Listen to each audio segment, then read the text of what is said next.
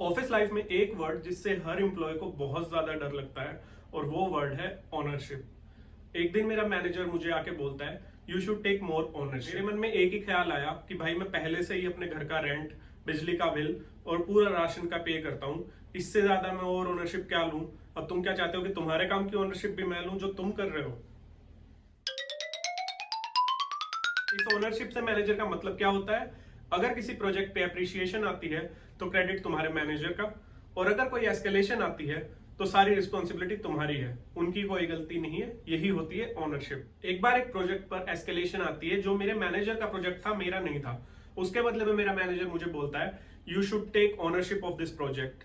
मैंने कहा सर ये तो आपका प्रोजेक्ट है तो मैं क्यों ओनरशिप लूं? और इसके अगेंस्ट में वो बोलते हैं I want you to learn how to take ownership. भाई ये कैसी ओनरशिप है जिसमें चोरी तुम कर रहे हो और जेल में मैं जा रहा हूं।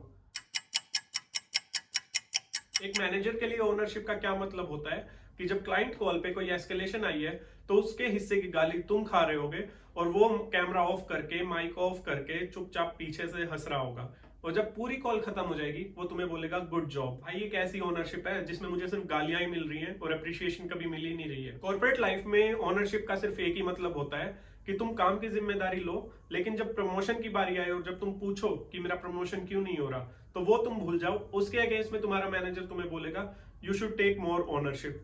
भाई अब इसके बाद तो मेरे पास सिर्फ एक ही ओनरशिप रह गई है और वो है ऑफिस के सारे पंखों को भी मैं ही साफ करूंगा।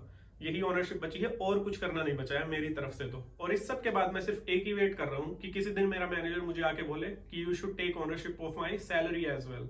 बट ऐसा वो कभी नहीं बोलेगा।